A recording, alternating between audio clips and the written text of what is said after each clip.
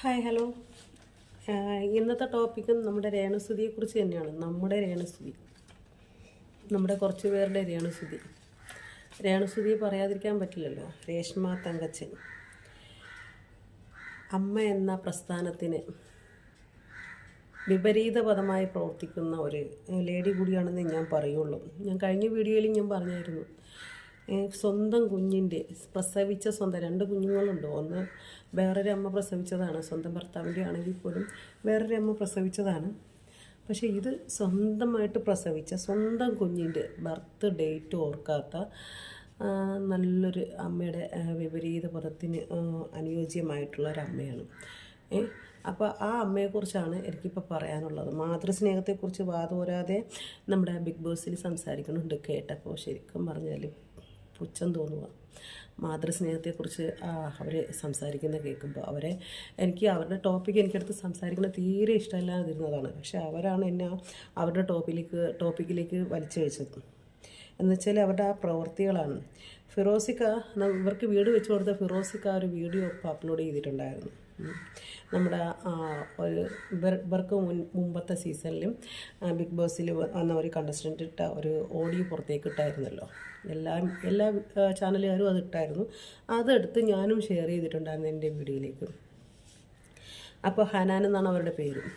അപ്പോൾ ഹനാൻ ആ വീഡിയോ ഇട്ടതിന് ശേഷം നമ്മുടെ ഫിറോസിക്ക അതെടുത്ത് രേണുസുതിയുടെ ആരാധകർക്ക് എന്നുള്ള ഒരു ഇതോടുകൂടി അവിടെ ഒരു പോസ്റ്റ് ഇട്ടായിരുന്നു. ഈ വിഷയം 8 മാസങ്ങൾക്ക് മുൻപേ എനിക്കും അറിയാമായിരുന്നു. അങ്ങേരുടെ ഒരു സുഹൃത്തിലൂടെ ഈ വിഷയം അറിഞ്ഞായിരുന്നു. പക്ഷേ എന്നിട്ട് പോലും ഇത്രയും ഇഷ്യൂ, അതായത് 36 ലക്ഷം രൂപയോളം വില വരുന്ന ഒരു ഭവനമാണ് ഈ രേണുസുതിക്ക് അവർ വെച്ചു കൊടുത്തത്.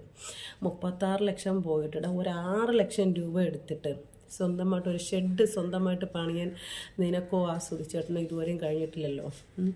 എന്നിട്ട് 36 ലക്ഷം രൂപയുടെ അകത്തുള്ള ഒരു വീട് നിനക്ക് വെച്ച് തന്നപ്പോൾ 3 ബെഡ്റൂമും 3 അറ്റാച്ച്ഡ് ബാത്റൂമും ഇങ്ങനെയുള്ള എല്ലാ ഫെസിലിറ്റീസോടും കൂടി നിനക്കൊരു വീട് വെച്ച് തന്നപ്പോൾ നീ അതിനെ എന്തുമാത്രം കുറ്റങ്ങൾ രേഖപ്പെടുത്തി.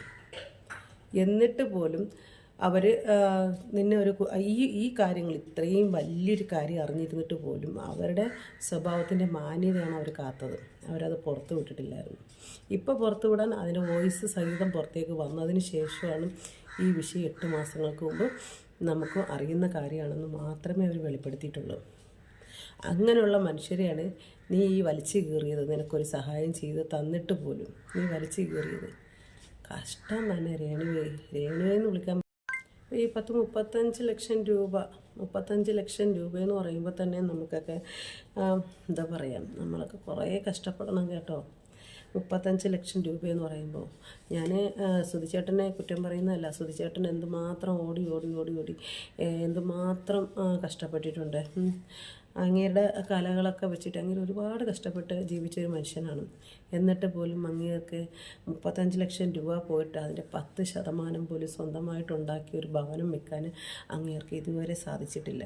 അതുപോലെ തന്നെ ഇപ്പോൾ നീ കുറേ മാസം കൊണ്ട് അല്ലെങ്കിൽ കുറച്ച് നാൾ കൊണ്ട് സുധിച്ചേട്ടൻ പോയതിന് ശേഷം ഈ രേഷ്മ തങ്കച്ചന് കുറേ നാളുകൊണ്ട് ഓടിച്ചാടിയൊക്കെ അങ്ങോട്ടും ഇങ്ങോട്ടുമൊക്കെ എന്തൊക്കെയോ കാട്ടിക്കൂട്ടിയൊക്കെ ജോലി ചെയ്യുന്നുണ്ടല്ലോ. നിൽക്കാൻ സമയമില്ലാണ്ട് തന്നെ ഓടിച്ചാടിയൊക്കെ കുറേ നാടകങ്ങളിലും കുറേ ചാനലുകളിലും ഇൻ്റർവ്യൂ ഇതൊക്കെ എല്ലാം കുറേ എന്താ പറയുക ഷോർട്ട് ഫിലിമും ഇതൊക്കെ കൊടുക്കുന്നുണ്ടല്ലോ. 35 ലക്ഷം രൂപ പോയിട്ട് 5 ലക്ഷം രൂപ സ്വന്തം അക്കൗണ്ടിലേക്ക് ഉണ്ടാക്കാൻ സാധിച്ചോ? അപ്പോൾ ഒരു വ്യക്തി നമുക്ക് അത്രയും പൈസ ചിലവാക്കിയിട്ട് അതായത് ഒരു സാമ്പത്തിക ഭദ്രതയുള്ള വ്യക്തിക്ക് പോലും 35 ലക്ഷം രൂപ ചിലവാക്കിയിട്ടും ഒരു ഭവനം സ്വന്തമായിട്ട് വെക്കാനുള്ള ഒരു ഇതുണ്ടാവില്ല. അവർ ലോൺ എടുത്താൽ മാത്രമേ അവർക്കും അത് സ്വന്തമായിട്ട് വെക്കാൻ പറ്റുള്ളൂ. സ്വന്തമായിട്ടല്ല, ലോൺ എടുത്താൽ പിന്നെ അത് സ്വന്തമല്ലല്ലോ. അപ്പോൾ അങ്ങനെയുള്ള അവസ്ഥയ്ക്ക് അത് നിങ്ങൾക്ക് സ്വന്തമായിട്ടാണ് ചെയ്തു തന്നത്.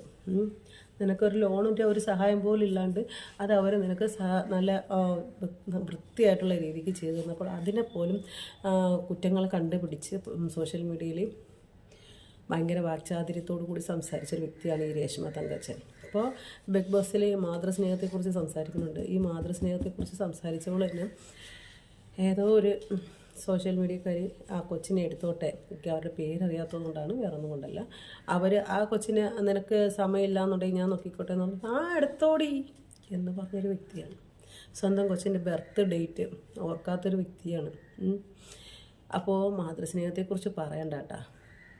ഇന്നത്തെ ആ മാതൃസ്നേഹത്തെക്കുറിച്ച് പറയുമ്പോൾ മക്കൾക്ക് വേണ്ടി മാത്രം ജീവിച്ച് കളയുന്ന കുറേ മാതാപിതാക്കളുണ്ട്. അവർ പറഞ്ഞോട്ടെ, നമ്മളെപ്പോലുള്ളവർ പറയണ്ട. രേഷ്മ തങ്കച്ചിനെ പോലുള്ളവർ അത് പറയേണ്ട ആവശ്യം ഇവിടെ വരുന്നില്ല. അപ്പം മാതൃസ്നേഹത്തെ കുറച്ചിലാക്കും പോലെ ആയിപ്പോവും. അപ്പോൾ അത് പറയാൻ വേണ്ടിയിട്ട് നമുക്ക് മുതിരണ്ട കേട്ടോ.